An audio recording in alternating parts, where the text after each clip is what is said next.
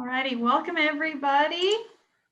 I would like to welcome you all to the third breakout session for the economic tracks, building food security and resilience in a food insecure world. My name is Tommy Peterson. I am with IAC, and I would like to introduce Mike Callicrate. He is a independent cattle producer, a business entrepreneur, and a political activist. He serves as an outspoken leader in addressing the rural, social, and cultural impacts of our current economic trends. He is considered the go-to expert on the negative consequences of industrial meat production. We are grateful to have him here today and get his expertise. I do want to give a big thank you to all the sponsors of the IAC conference. This session is sponsored by our Champions of Native Agriculture, as well as the Wallace Center at Windrock International. As for people that are joining, I would like to remind you that if you want to submit a question, to click on the live Q&A tab, click on the ask a question. You can write in, submit your question. I will gather them all and Mike will have time to answer them all at the end of his presentation. So without further ado, Mike, you can take it from here. Hey, thanks, Tommy. Pleasure to be here today. Thanks for having me back. I've got a presentation today that sort of follows up on my last one that we did on, let me see something here.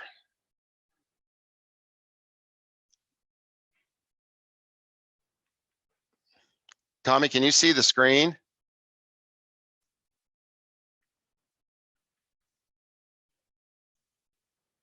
Hey, Tommy. I can't see it yet. Sorry, Mike. Okay, let me see. Maybe I messed up here. Let's see. Okay, there you go.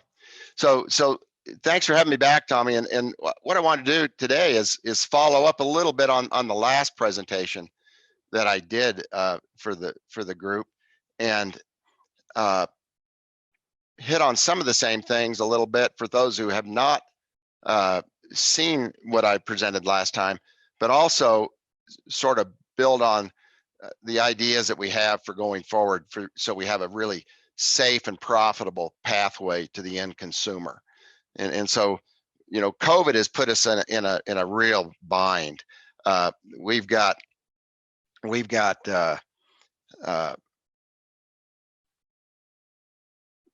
food system failures. We got system failures throughout our food system, but they're really most prevalent, I think, in the meat industry, with the highly concentrated and consolidated, you know, very big meat packers, you know, failing in their ability to continue to operate during this thing, at least continue to operate in a way that it's safe for workers and safe for everyone that's involved in getting food to our plates. And so really, I think what COVID has done is expose some serious problems and breakdowns within this industrial model that we've built, basically on what they claim is efficiency and economies of scale. And so what we can talk about a little bit today is how that economies of scale may be there, but the efficiencies are certainly not there. And there's really no excuse to continue with this industrial model of food distribution and production as well. So this is just a picture of Colorado Springs on Saturday, March 13th at 5:30 p.m. On the left is Ranch Foods Direct, my store in Colorado Springs, full meat counters. We had to hustle, we had to go fast, we had to really scale up, but we had the capacity to do it. On the right-hand side is the global supply chain, empty shelves for days and days.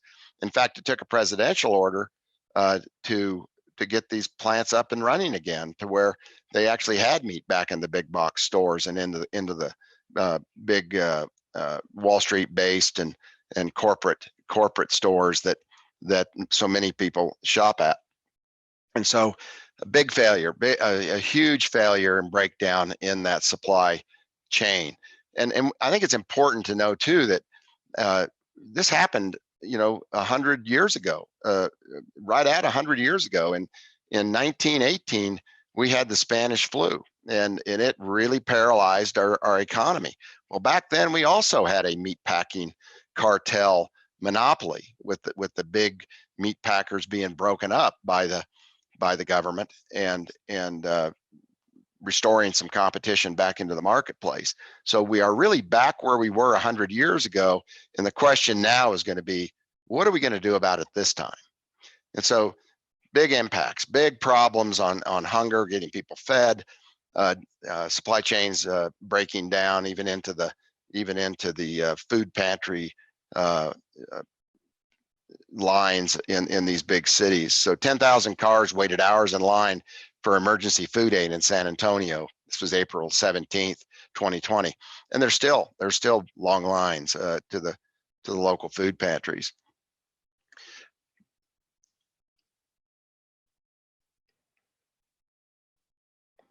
So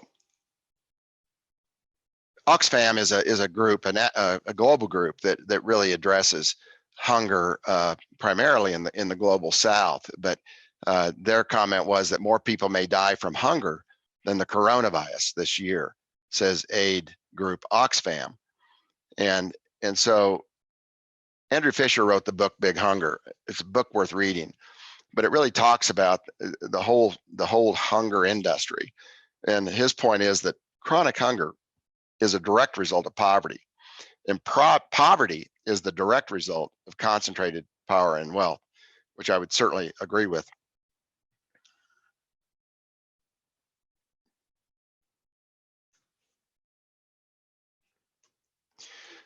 And so, speaking of the Native American population, Irish donors raised $2.5 million in COVID relief for Native Americans, inspired by solidarity during Great Hunger. This is going back to the Irish famine, which happened in around the middle of the 1800s or 19th century, and really it wasn't so much a problem with a potato famine, which they should have been able to overcome. It was just really a matter of having access to the food. And you go 25 miles away across the national border into England, there was no food shortages there. It was only for those Irish and Scottish tenants who were under the thumb or under the boot of the landlord. And so really what we've done, I think, is return to that time.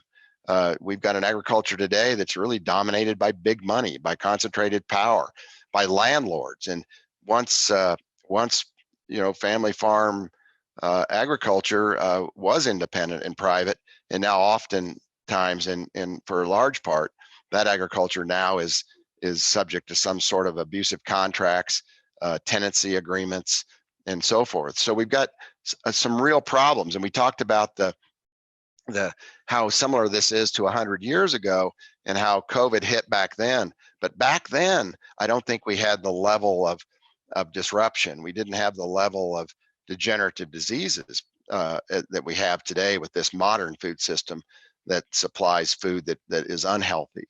And so what if we could build a food system that did, in fact, connect more directly to the consumer from the producer and produced healthy food? So John Eichard says, first, we must recognize that hunger is a market failure.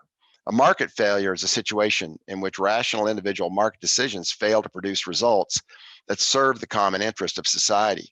While markets are capable of meeting the needs of those who have the ability to earn enough money to buy good food, markets are fundamentally incapable of meeting the needs of those who can't earn enough money to buy enough good food. Hunger is a market failure, and thus government programs or public assistance of some kind is a requisite for food security. Dr. John Eichard. And so just to kind of summarize, the COVID has exposed a failed food system, abusive, unhealthy, inhumane, and incapable of feeding people. In other words, we've made a really, really big mistake in funding and supporting and through policy making built this industrial food system. So how do we become more food secure? How do we reduce and decentralize the abusive market power? How do we ensure farmers, ranchers, and workers earn a living income? How do we rebuild rural communities? How do we produce healthier and safer food? And how do we become more resilient? So let's look at the problem. Let's first of all lay out the why we need a different food system.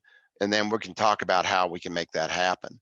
So today, a handful of multinational monopoly corporations control our food and agricultural system.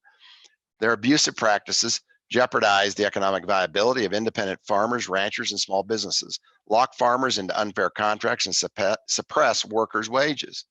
Using their economic power and political influence, these same bad actors trap farmers on a never-ending treadmill of intensifying their industrial agriculture practices to squeeze an additional bushel of grain out of their already exhausted soil, only to sell it into an already saturated market.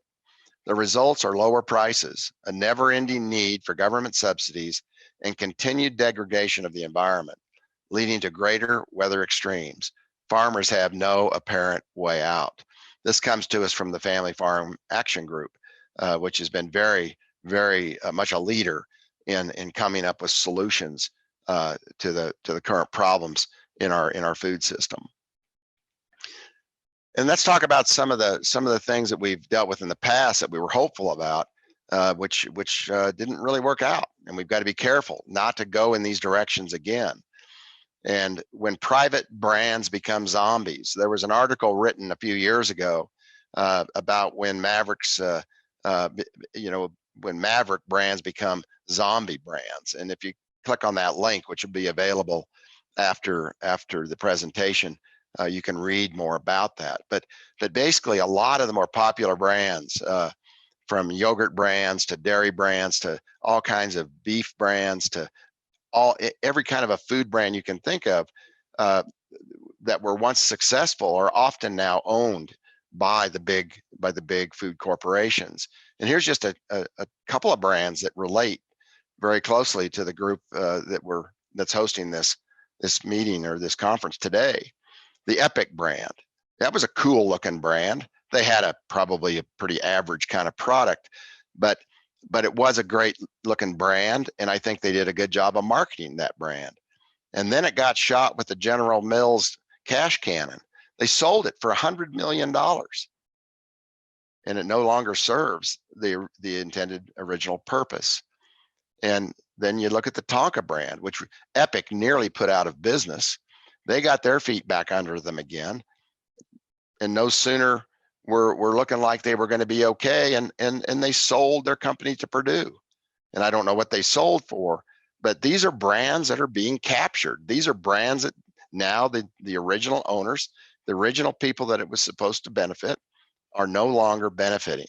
And in the way of the Tonka brand, that may not be totally true, but it may be very much the way that brand will turn out in the end. It's fairly young in the ownership under Purdue. But Purdue is one of the big poultry companies. Purdue is one of the companies that is trying to defend themselves on price fixing cases and mistreatment of workers, mistreatment of contract growers. And this is the company that bought Tonka under their Nyman division. So we have market predators and pretenders. These are not our friends. If we're going forward with a brand, a family farm agriculture trying to sell to consumers, these are problems in this marketplace. Lack of transparency, misleading, deceptive labeling is a very, very big problem. For example, today we're importing a lot of foreign beef, and as it crosses our borders and gets repackaged, it gets the made in the USA label applied to it. So a consumer can't tell whether a product was imported or not. And so here's a good example that currently there's a lawsuit in the courts that's trying to stop Cargill from misusing the regenerative agriculture label, saying that it's raised by independent family farmers. It simply is not true. And it's under the Federal Trade Commission's authority to stop fraudulent, misleading and deceptive marketing. We hope they'll do something. For the last 40 years, industrial agriculture has put corporate profits over people, animals, and the environment, leaving producers and workers with a pittance of the food dollar and hungry people. And I think National Farmers Union talked about the Thanksgiving meal. 11 cents of that meal went back to the farm. Regenerative agriculture is beginning to heal the damage. It's very exciting that we can manage in ways that reduce costs and restore soil health. Many appealing words and phrases like natural and organic, have been stolen, and regenerative is next. How can the systemic food system failures exposed by COVID-19 be addressed? President Lincoln envisioned our nation as self-sufficient and sovereign. He had an advisor by the name of Henry C. Carey. Henry C. Carey witnessed the Irish potato famine, the great famine of that day. And in advising President Lincoln, Henry Carey said, the nearer the consumer to the producer, the more instant and the more regular become the exchanges of service, whether in the shape of labor for money or food for cloth. The more distant the producer and consumer, the slower and more irregular do exchanges become, and the greater is the tendency to have the laborer suffer in the absence of the power to obtain wages, and the producer of wool perish of cold in the absence of the power to obtain cloth. That this is so is proved by an examination of the movements of the various nations of the world at the present moment. Henry Carey was talking about the Great Famine in Ireland. Being so, it is clear that if we would avoid those crises of which you have spoken, and if we would promote the growth of freedom, we must adopt the measures needed for bringing together the producers and consumers of food and wool, and thus augmenting their power to have commerce among themselves. This, I believe, is what we have to do, is bring people closer together and eliminate the middleman. We can't just wake up tomorrow morning and break up the big meat packers and have them gone along with their big monopoly retail partners. That is not going to happen. But what we can do is pass some good policy in government that gives local regional agriculture systems preference and finances that pathway to the market from the farm to the consumer's plate. That can be done. And here's a model. Here's my model, Ranch Foods Direct. It was founded in 2000 as my alternative connection to the consumer. I was being blackballed by the big packers. I had 14,000 cattle and a 12,000 head feedlot. I couldn't sell them. I called up the Secretary of Agriculture, Dan Glickman, and I said, hey, Dan, I got a problem. You know, Dan, if you would enforce the Packers and Stockyards Act, I wouldn't be in this position. And he says, well, you know, Mike, in this new age of globalization, we need big meat packing companies that can do business globally. So Dan Glickman, Secretary of Agriculture, had drank the Kool-Aid and in fact did not enforce the Packers and Stockyards Act, but he did call Cargill in Fort Morgan, Colorado, about 120 miles away from my place, and made them. Actually, it wasn't Cargill. It was ConAgra that he called, which is now JBS plant in Greeley, and they bought all my cattle over the next 90 or so days, and I closed down my cattle operation in St. Francis. I didn't lose it, but it wasn't in business anymore. And so I started Ranch Foods Direct to go around the highly concentrated big meat packers, food service, and retail stores that were leaving myself and other producers bankrupt. Corporate controlled industrial factory production was replacing family farms and ranches, leaving rural communities in serious economic, environmental, and social decline. And it's only gotten worse since 2000. So here's our store at Fillmore. So this is my direct link to the consumer. And I don't suggest that anyone else should do this. This is really hard. I'm saying that the producer ought to be able to produce, the rancher ranch, the farmer farm, and there ought to be a pathway to the consumer that we as producers don't have to finance, that we as producers don't need to take the risk on, and most certainly don't need to get into a business where we have to compete with any of the big monopoly cartel companies that currently control our food system. So for myself, being able to sell direct to consumers at my retail locations in Colorado Springs, I avoid all of that. John Tyson is not standing at that front door telling our customers he's got the same thing except cheaper. And so this is what I've done. This is inside the store. It's like a mini public market. We've got everything that we can sell locally that's made by independent producers. There's bakers, there's candy makers, there's all kinds of different things in this little 3,500 square foot place. We've got a full kitchen.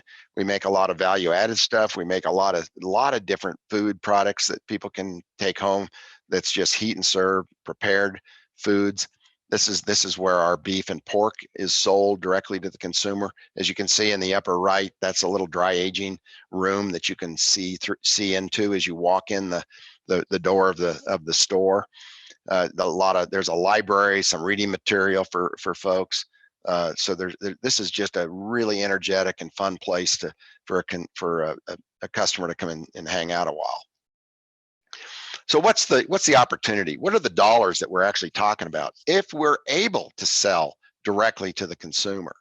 And so selling direct to the consumer right now, today, nets an additional $1,633 a head on sort of an average weight steer or heifer based on USDA slaughter numbers. That's a 1,350 pound animal. And today, the current, as I prepared this slide, the current finished cattle market was $1.09. That was the 5-state average, $1.09 for finished steers and heifers. And that calculated out to about 37% of the retail food dollar based upon the USDA monthly report of what the average retail price for fresh beef is across the scanners. And so we're going to start with this finished steer weight of 1,350 pounds at a 63% yield. That's an 850 pound carcass weight at a retail meat yield of 47%, which is going to be very typical of a bone-in standard cut, an animal that's finished well. You'll get 635 pounds of retail meat. So multiply that 635 pounds times the 634 per pound that's reported by USDA. Now, this is the big box store price. This is like at Walmart. This is not the high end of our beef. This is the normal retail stuff that goes out to Costco and Sam's Club and Walmart and Kroger's and those kind of places. And so they are generating at $634 a pound, $4,026 per head on that 1,350 pound animal. So now let's take my costs off. What are my costs of making that product, that steer, retail ready in an attractive package for my customer? So I'm going to have a slaughter fee of $125 a head. I'm going to have a processing fee of 85 cents a pound on an 850 pound carcass. That's $722. It's going to cost me about $30 a head to bring those cattle from my ranch at St. Francis, Kansas, where they're slaughtered, to Colorado Springs to our cut plant. So that's about 30 bucks. And then we've got a packaging cost of boxes and various things. Let's just figure $40 a head on that. And so the total income after processing is $3,109. Divide that by the 1,350 pound live weight, and rather than $1.09 per hundredweight, you're getting $2.30 per pound, or 77% of the retail dollar. That's amazing. People look at that and says, that can't be true. How could a market ever allow that? Well, the fact is we don't have a market. There is no competition in the cattle market. And so the big packers over time, as they become more concentrated and consolidated, have just reduced the amount that goes to the farm and ranch gate. And they've also reduced the amount that goes to workers on an inflation basis comparison to like the 1970s. They're making less money today than they made then, workers. And so let's look at this sort of the history of this consumer producer share of the consumer dollar. And of course, we have John Tyson up in the upper left corner, who's saying to me in San Antonio, Texas in 2002, I told him I was involved in a lawsuit against IBP, a company he was getting ready to buy. So Big Chicken was going to buy Big Beef. He said, you should be suing Walmart instead of IBP. They are the problem. They tell us what they will pay, and we have no choice but to pay you less. So the course of least resistance is to pay the rancher, the farmer, the producer of cattle less. The pressure from Walmart comes down through the packer. It's like Walmart's robbing the bank and Tyson's driving the getaway car. And so as of May 20th, during COVID, cattlemen had lost 36% of their share of that retail dollar, as you can see by the graph in the chart, amounting to $1,581 per head in lost income. That compares to $1,633 in October. And so just to make that clear, a few big centralized multinational companies I should say, what kind of food system best serves our society? A few big centralized multinational companies, or many independent, decentralized local regional companies? Well, we've been there before. When I first started feeding cattle in 1975, there were 20 buyers I could sell to in St. Francis, Kansas. Everybody was getting along good. All those packers in Colorado were doing well. They were making money. The retailers were doing well. I had just come from a retail store that I worked at in high school in the meat department. It was doing well, and we were buying from many of those small packers in Colorado, and had a fresh meat counter. And it was a very busy meat counter, very busy meat department in that small store in Evergreen, Colorado. And so what kind of food system best serves us? I think the small, independent, decentralized system absolutely serves us better, without the predators in the marketplace that have captured so many of those farm gate dollars and driven us off the land. So the history of the producer's share of the consumer dollar is below is highlighted. So in 1950, the producer's share, when there were a lot of packers, was 68%. It was never 77% like it could be now if you're able to sell direct to the consumer. In 1975, that had dropped to 3%. But 1975 was an important year. IBP had become a market leader, a very, very much a market predator at that time. They were putting the small packers out of business right and left all over the country. They were getting ready to build one of the biggest slaughterhouses in the world in Garden City, Kansas, which then they would later put out of business all those Colorado packers I used to sell to, many of the Nebraska packers, many of the Kansas packers, Oklahoma packers, Texas Panhandle packers. They put them all out of business, essentially all of them out of business from 1975 onward. And so IBP really did take control of the market. They'd become the market leader, and they were out there bidding on cattle at what a friend of mine would have said at the time, a price not to buy, driving those cattle prices down. And the other big packers had decided that at that time it was better to cooperate rather than compete, and they were coming in behind IBP and taking advantage and buying cattle cheaper. They had delegated their territories. Only certain meat packers bought at certain feedlots, and they didn't compete against one another. Well, by 1995, our producer share had dropped to 48%, a huge drop. And four firm concentration at the time was 85%, which is essentially a shared monopoly. By 2019, producer share had dropped another 10% to 38. And by then we'd lost over 40% of our cattle producers since 1980. We'd lost 84,000 small feedlots, farmer feeders, and medium-sized feedlots. And then June 30th, 2020, when COVID hit, this was the lowest share the cattle producer had ever received of the consumer dollar, and it was 27%. And at the same time, the beef markets were highly inflated. So the packer in the middle and the retailer, especially though the packer in the middle, made extreme amounts of profits. In fact, it's revealed today, JBS's profits compared to a year ago are up 778%. Meanwhile, our government can't see anything wrong. They haven't found anything suspicious about this cattle market, and have dropped the effort to do any investigation. So we clearly have a government that's on the side of big business here and not on the side of the people. And so October 2020, producer share without a competitive market has settled in at 37%, which is very similar to the 2019 number, for a $1,248 per head loss compared to 1950. And so as the middleman has captured more and more of the consumer dollar, we have been left with less and less income at the farm and ranch gate. So we're not entitled to cover our additional expenses and costs of inflation.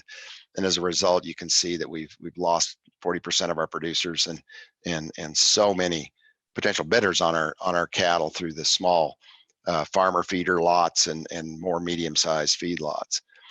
So in October of 2020, the producer to consumer at the current big box retail price, we're getting 77% of the consumer dollar. Now, We can't perhaps keep 77% if we've got to get somebody to help us market that product, which we're going to cover here in just a minute. But there's plenty of margin there to work with. So what's the Calacrate system look like? The Ranch Foods Direct system look like? So a more direct route for producers to connect with consumers wanting to know where their food comes from. This is our mobile slaughter unit in St. Francis, Kansas. This is a unit we built ourselves with Flat River up in Columbus, Nebraska. And basically we took an old IBP tram trailer that used to haul half carcasses in from small plants into the IBP box plants. And we converted that into a slaughter unit. And we bought 6 of these trailers, and I think 5 of them are out there operating right now. So this one is in St. Francis, and this is a corral system that goes with it along with a kill box. So everything is very well built. The corral system is designed, it's like the PBR or the rodeo guys that set up these portable systems all over the country. So it's very heavy duty and well designed. And because when you put these systems in, it can't be a rodeo. If you're going to be USDA inspected, you've got humane slaughter laws that are very strict, and you can't be having animals jump out, and you can't be having a darn wreck all the time with the animal. It's got to be, these animals have to be treated humanely. And so it's very important to be able to restrain the animal sufficiently, although not too much, or they freak out, but be able to restrain them sufficiently to get a humane slaughter. So this is the system that's in St. Francis. This is another system that's available in the marketplace. This Friesla outfit that uses Trivan out of Ferndale, Washington, makes the absolute best equipment I've ever seen. They've got probably 20 years of experience in putting these systems together, and they just get better and better. And I really think they've topped out now. This is an amazing piece of equipment. This is a kill trailer that will probably hold around 15 cattle in the cooler, depending on how big they are. But it'll also do pigs and sheep and lambs and so forth. So this is a critical component in a person be able to access the consumer market.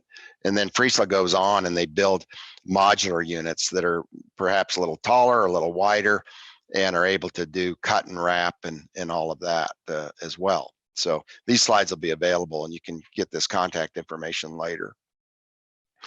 What if expensive harvesting equipment for grains could be avoided? What if instead land was used for livestock forage? What if outside inputs were mostly eliminated? How could this improve net income, soil health, animal welfare, and community well-being?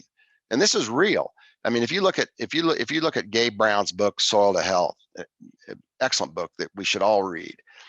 Let's put our farms and our ranches through our livestock, everything. Don't sell to the big grain companies. Don't grow their cheap grain that they externalize their costs on so that they can make more money. Let's put it through our own livestock. Well, to do that, we have to diversify. We have to have crops. We have to have grass, and we need to have livestock again, like we had 50 years ago. And of course, that would entail bringing more of our kids back to the farm and ranch, more people being employed, but keeping far, far more of that consumer dollar back there in those rural communities. What if a market to the end consumer existed, like the Ranch Foods Direct market? What if that existed more across the country? What if life on the farm and ranch could be profitable and enjoyable? Would the kids want to return and take over someday? Instead of losing 40% of our ranchers, what if we built the number of ranches that are in our country? Perhaps we need to look at the policy that surrounds our imports. Why are we importing so much beef when we could produce it ourselves? Why do we have 25 million acres of CRP grass that's not grazed, that could be generating profitability and wealth from the land, as well as making the soil healthier at the same time? How does the cost of livestock harvesting equipment compare to the cost of other methods of harvesting farm production? Let's look at a John Deere combine. Most new John Deere combines are priced from $380,000 to $480,000. With add-on features, farmers might be looking at $500,000 for a combine, but you could get up to $600,000 real easy, Cessna said, the guy that was interviewed for this article that talked about the cost of combines. Now, this is a combine that gets used maybe once, twice a year. where a slaughter unit, like what we're talking about, is going to get used probably for, a lot of days out of the year, over 200 days out of the year, perhaps. And it will sell everything that we produce on a farm and a ranch if we choose to make that happen. So at Calacrate, we slaughter animals where they're raised, eliminating the stress and expense of long-haul trucking.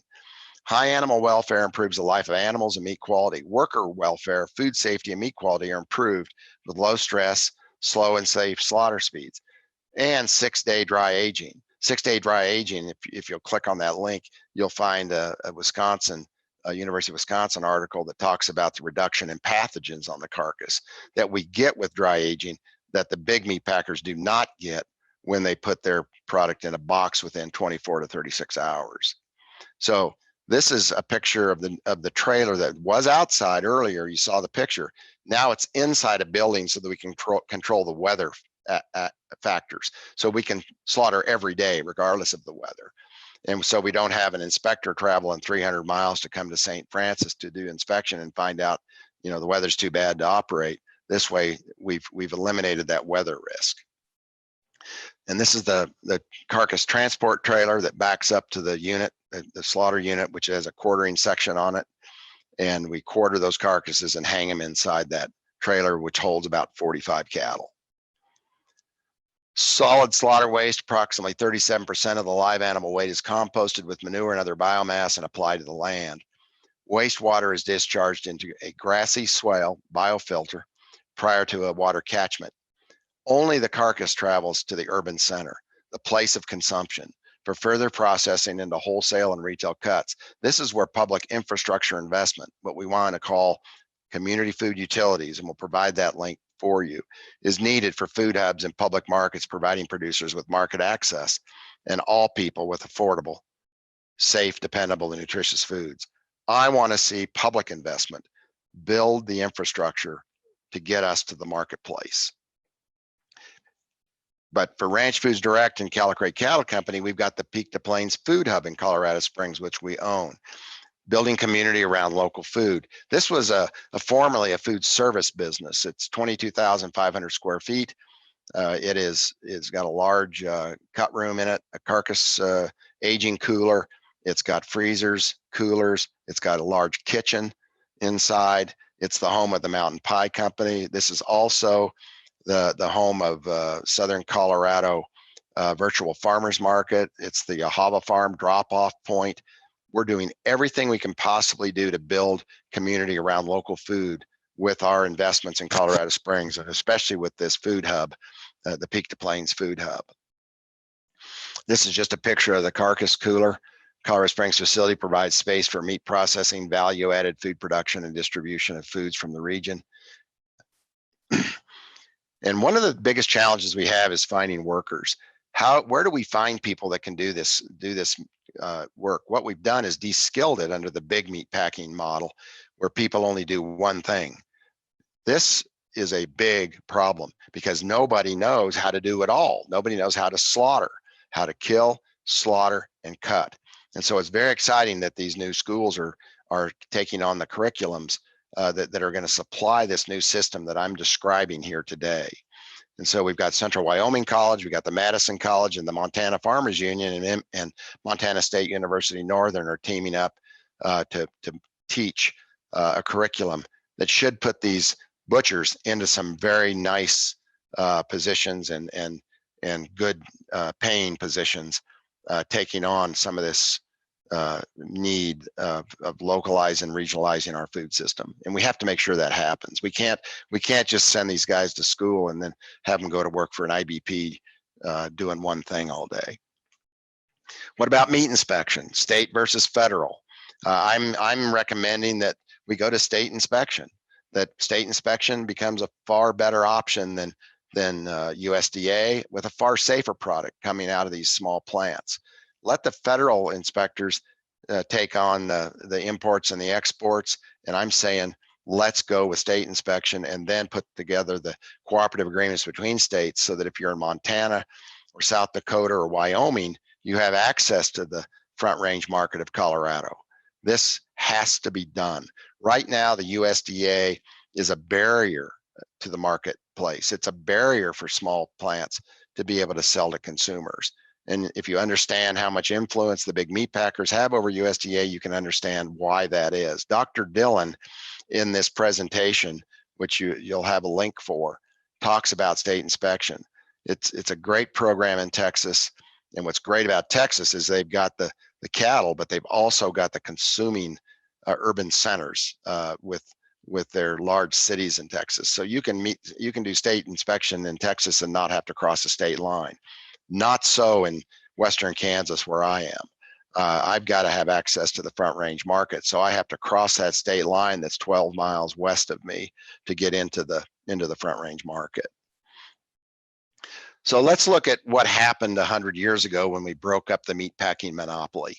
The 4 recommendations of the Federal Trade Commission regarding the meatpacking industry, and I just took number 4, and you'll have a link to the full article at the bottom here. But it says that the government acquires such of the branch houses, cold storage plants, and warehouses as are necessary to provide facilities for the competitive marketing and storage of food products in the principal centers of distribution and consumption. The same to be operated by the government as public markets and storage places under such conditions as will afford an outlet for all manufacturers and handlers of food products on equal terms. This is absolutely the opposite of what we have today with the meat packing and retail food service monopoly that we're dealing with. We are shut out of the market. We don't have access. So I love that idea about public markets. And so let's look at it. We must adopt the measures. Remember, Henry C. Carey said, we must adopt the measures needed for bringing together the producers and consumers of food and wool, and thus augmenting their power to have commerce among themselves. Ranch Foods Direct doesn't need to go to Texas. Ranch Foods Direct needs to stay right where they are, serving our region, serving our community. We need other people in Texas, other people in South Dakota, in Wyoming, in Montana, in Nebraska. Build food systems that serve those consumers and those producers in that place. Keep it local, keep it regional. So a good example, my favorite public market in the United States is the Reading Terminal Market in Philadelphia. It's the heart of Philadelphia. It is where the energy is. It's where things are going on. It's where stuff happens. And so this is an idea that's been in business a very long time, bringing together the producers and consumers of food. This is where the Amish Mennonite people sell a lot of their produce, very large presence in this market. The rents are very affordable. Everyone is there helping each other. It's all transparent. You can see what's going on, and it's just a thriving little business and place of business in Philadelphia. And Philadelphia as traditionally has supported small business over big business, and this is something I want to see replicated across the country. Let's look at a vision. This is something I put together. I'm an alumni of Lamar Community College in Lamar, Colorado, and we were talking about what could Lamar do? What could the college do there to improve their curriculum for young people around agriculture? And what could also be done that would perhaps benefit the community of Lamar? And so this is something I wrote in April 4th, 2019. The Lamar publicly owned market and food hub is serving the southeast region of Colorado in the 4-state area. New locally owned businesses from Carcass processing with fresh meat, with a fresh meat market and to a brewery using local barley and hops, a baker, a cheesemaker, and prepared food vendors of all sorts have an affordable home for their businesses, keeping people and money in the community. Essentially, all the food is sourced from the region in this energy-filled year-round marketplace. Space is provided for seasonal farmers markets to outflow from the main market, welcoming growers from the Arkansas Valley and the region to sell directly to eaters and eateries. The market is the primary community gathering place for residents and visitors alike. Another pathway to the market that's being incubated here in Colorado Springs in our Peak to Plains food hub is called the Biteable Marketplace. It's a blockchain that basically helps you track your product from your farm and ranch gate to the consumer. There's 2 options. There's a Biteable Marketplace where you can put product on that marketplace and they will ship it out of the food hub here in Colorado Springs. Or you can have your own website, your own online store, and Biteable will provide you the fulfillment services, which you get a way less expensive freight rate, first-class packaging, presentation, and consistency of shipping to your customer. Meanwhile, you get to stay on the farm and ranch and get the work done. And so once we've decided we're going to sell to the consumer, I think we got to look at changing our operations. If we're going to have additional income at the farm and ranch gate, let's make our operations more regenerative, more sustainable. Let's build the soil back up again, maybe soil that we've seen some depletion, some erosion. Let's take a different approach with crops and livestock and grass and really make these operations regenerative. Let's build soil carbon. Healthy soils, healthy people make healthy communities. But for regenerative agriculture to be sustainable, a fair share of the consumer dollar must go to the people on the land and the workers that feed us. I asked John, I was excited one day, I was talking to John Eichert, this has been several years ago. I said, John, I've gotten tired of the word sustainable, it's been stolen. I said, the word I really like is regenerative. But as you know, we talked earlier, regenerative is already being co-opted by General Mills, by JBS, by the big meat packers, Cargill and Tyson. And he said, yeah, Mike, he said, regenerative sounds great, but is it sustainable? And I think that was a very smart observation. Is it sustainable to do a better job on your farm and ranch, but not get paid? And so I was in Ames, Iowa at a gathering, and I just happened to run across this old barn that's on campus, and I took a picture of it. And you got to look at the, under Ames, Iowa State College, Ames, underneath that it says Animal Husbandry Department. And I thought that was really weird. When did that happen? When did we call it animal husbandry? Because as long as I've been around, we've called it animal science. And so I just like that word animal husbandry a lot better than animal science, because it really has more attention to the well-being and welfare of the animal. And so in 1959, this Iowa land-grant college was officially renamed Iowa State University of Science and Technology. Animal husbandry gave way to industrialized animal science, betraying the vision of President Lincoln. And this is the animal science that put a sow in a gestation crate and a chicken in a battery cage. This is the animal science that put over 100,000 head of cattle in one feedlot in Yuma, Colorado, or in Greeley, Colorado. So my point is, to build a healthy, diverse, and decentralized food system that feeds all of us, we must again teach animal husbandry, land stewardship, and animal processing skills. And for families to return and stay on the land, the husbandman that laboreth must be the first partaker of the fruits. This husbandman that laboreth must be the first partaker of the fruits is inscribed in stone above the main portico of the USDA building in Washington, D.C.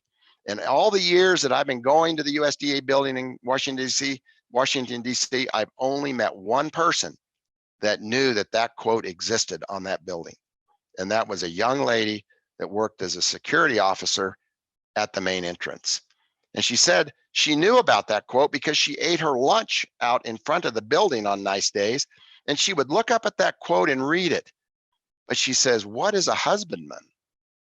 And I told her, I said, a husbandman is a farmer, a rancher, a person who cares for livestock.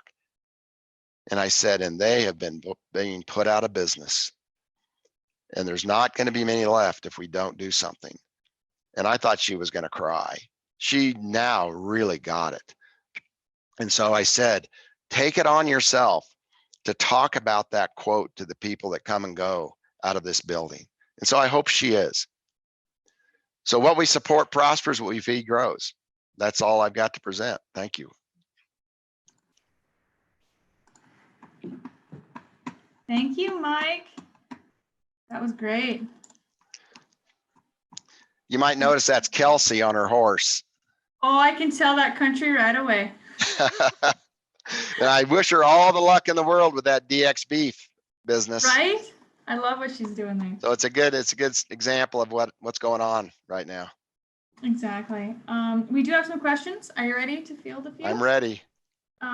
Just a reminder for anyone listening, if you do want to submit a question still, go to the live Q&A, click ask a question and submit it and we'll get it answered for you. The first question is there a similar economic analysis on niche market potential like elk or venison when you go to direct sales? Well, I don't know of one. Yeah, I just don't have access. You could figure it out pretty fast, but I don't know what the market values of those things are.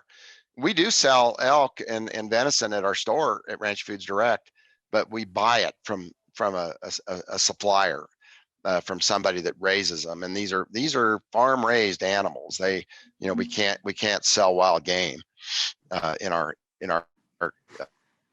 USDA, through our USDA system. So in retail. Yep. And that is definitely a niche market. There's probably not a monopoly that's kind of controlling the venison and elk. I don't think. Well, the monopoly in that regard would be at retail. And so getting access to be able to even put your product on the shelf of a retail store would be like getting access to put your beef on the shelf. And so your competition are those elk and deer farms that are willing to do it pretty cheap. And we're importing, we can import from New Zealand, like the red deer venison. And that would be very hard to compete with. But it still gets back to being able to connect more closely to the end consumer.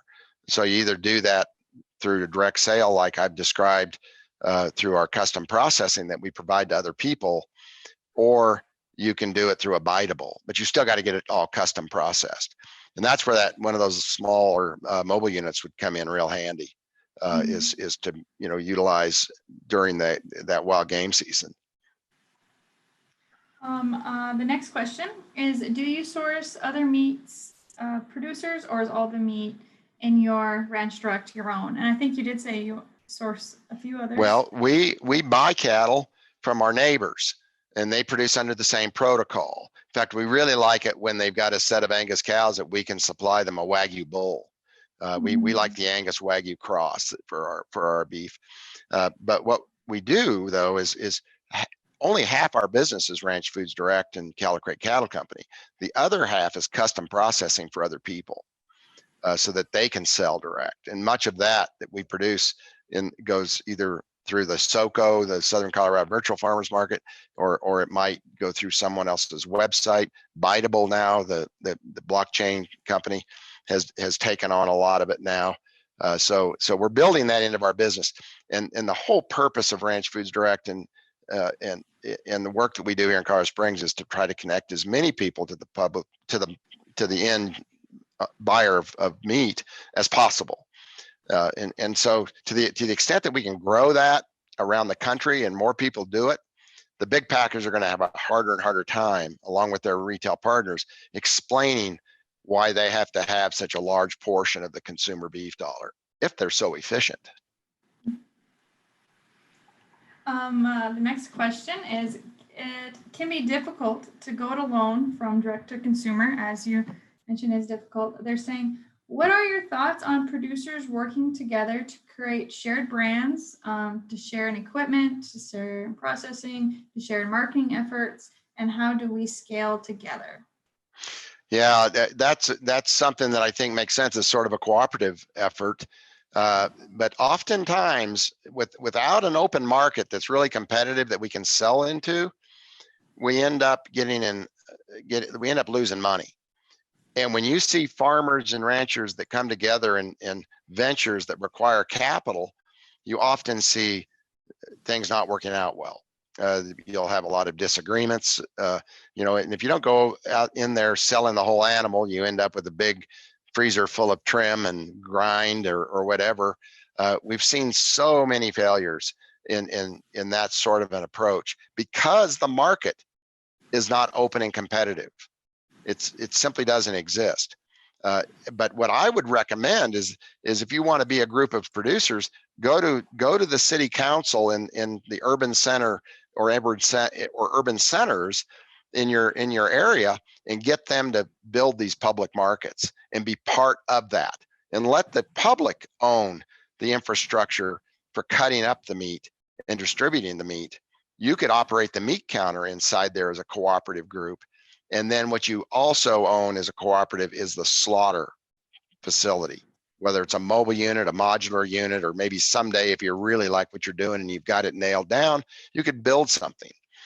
But the modular and the mobile units are great because if you don't like what you're doing anymore, they hold their value very well, and you can always sell it. So what my mind goes to right when you say that is, having communities do those public markets. But when it comes to reservations and tribes, I mean, as a tribe, they could try to have a public market. wouldn't it be better to build a public market than a casino? Right? That would be Wouldn't great. it? I mean, the money, I mean, the benefits coming and going. I mean, so many benefits, and make that public market a place that everybody wants to be, just like a casino, except different. Right. I mean, I grew up on the same reservation as Kelsey here on CRST, and they've always owned a grocery store. Since before I can remember, the tribe has owned a Lakota Thrifty Mart grocery store, but I don't think any product in there comes from here.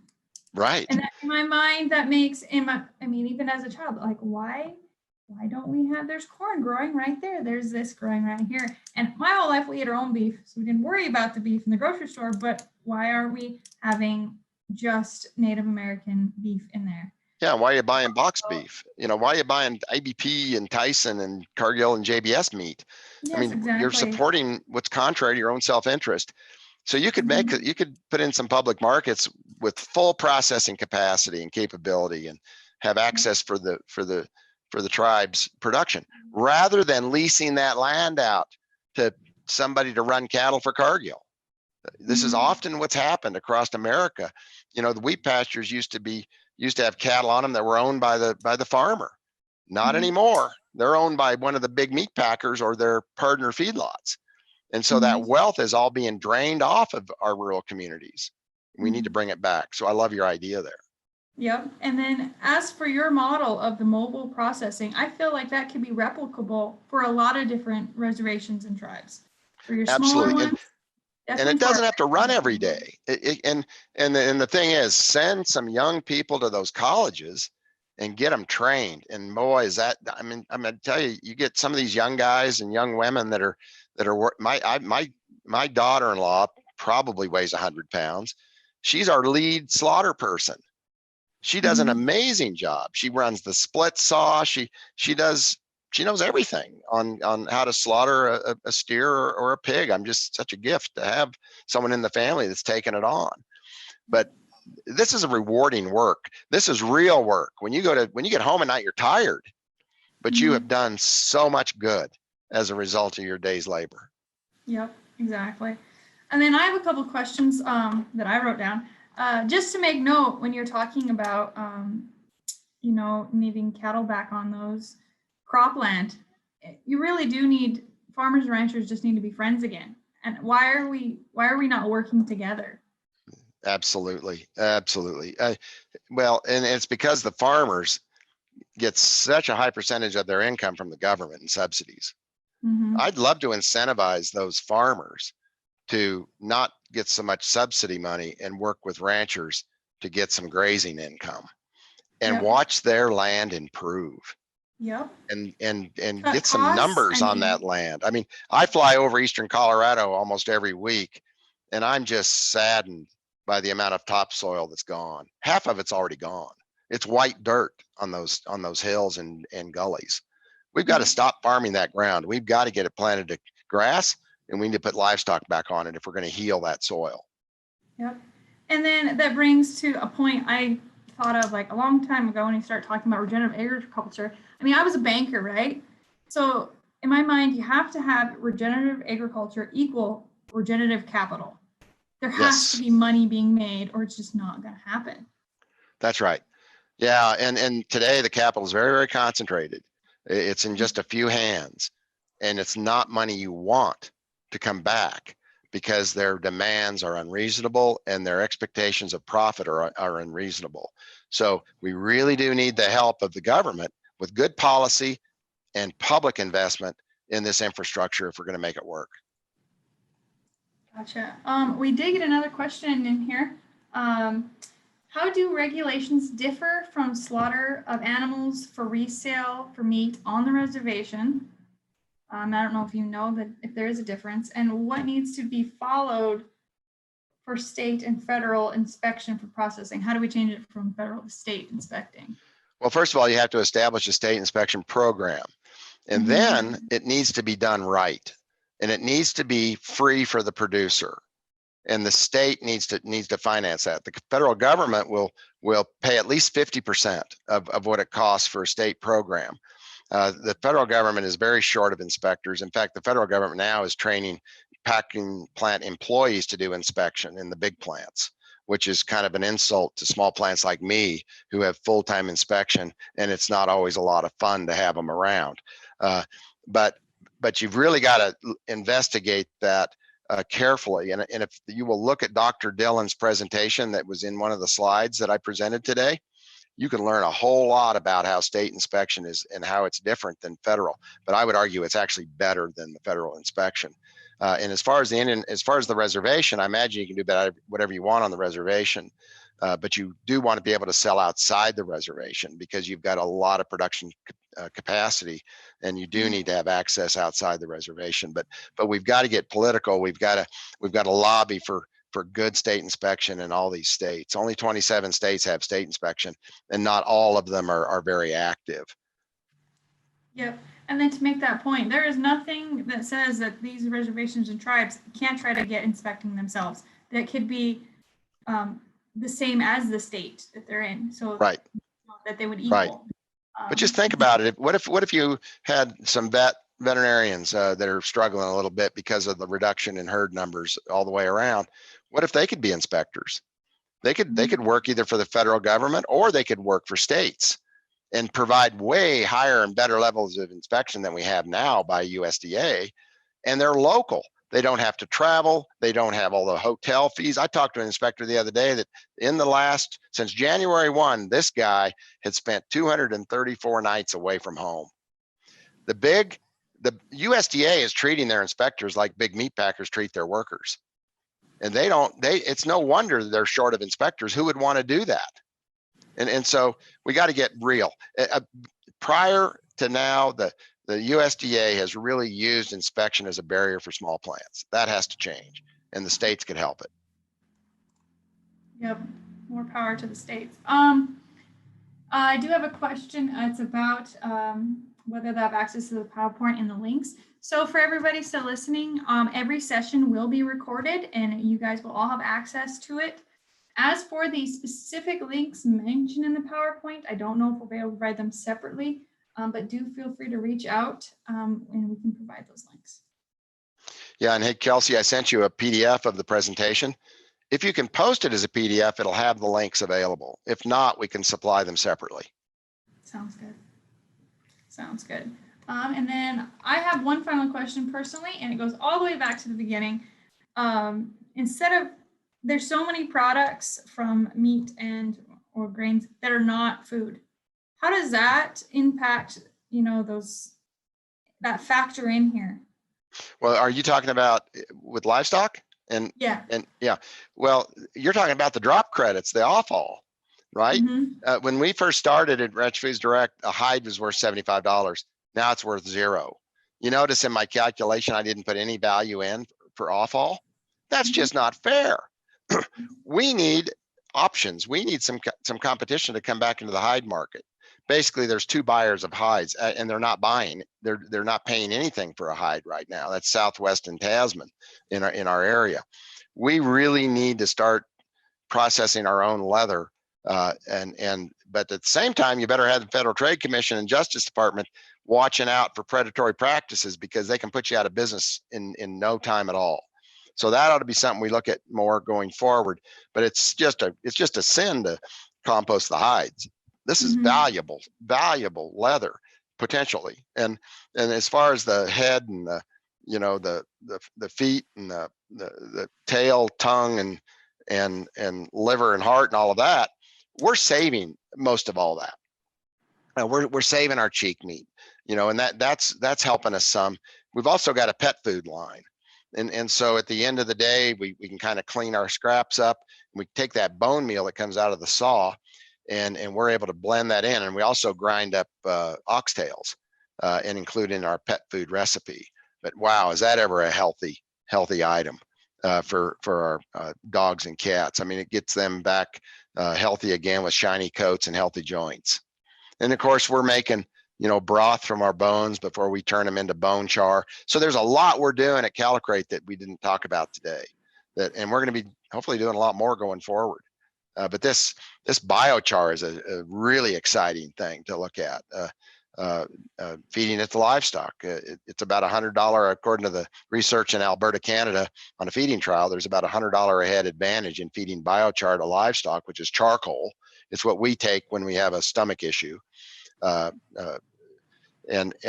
there's about $100 a head advantage in feeding that to livestock. You can get, you don't need the rumensin anymore. It really helps on rumen health. So there's just many things that we can do once we get sort of a base of operations established, whether it's on a reservation or whether it's somewhere else, that we can start doing some things. Wouldn't it be cool just to put in a hide processing facility on a reservation? And think of the branding that would be for selling the products that are made from that. I mean, consumers, I think, would go crazy over it. You know, to be able to get something that was produced on the reservation would be just amazing. What a great branding opportunity. And please don't sell at General Mills. Right? There is so many opportunities. Yeah, if I was a young person today, I'd be bubbling. I mean, I just can't, I just see so much, like yourself. I see so much opportunity for young people to get in and go. I know there's so much more than casinos out there. That's right. We're sitting on some of the best. In fact, honestly, I think a casino might make a pretty good public market. Right? Exactly. It's big Just enough, like what Quappa does. Quappa yeah, does we could put a Carcass cooler and a cut room right in there. Mm-hmm. So. Yep. Someone is asking for your information. I do think in the session details, they do have www.mikecallicrate.com, and I think your contact information is all there as well too on that website. Okay. Yeah. Yeah. Okay. Yeah. Mike@nobull.net is my email, and MikeCallicrate.com is a good way to find me too. So. Perfect. Well, I would like to thank you, Mike. I think that's all the questions that are coming up for now. I have more, but they can wait till later. But I do want to thank you, of course. This was a great session. Thank you for joining virtually for our conference. Maybe next year we'll be able to do this in person somewhere, hopefully. I also want to, again, thank all of our sponsors for the IAC conference. This session was, of course, sponsored by our champions of native agriculture, as well as the Wallace Center at Windrock International. Thanks, Tommy. Yep, you take care. And everybody else, we will begin sessions again tomorrow at 11 o'clock Mountain Time.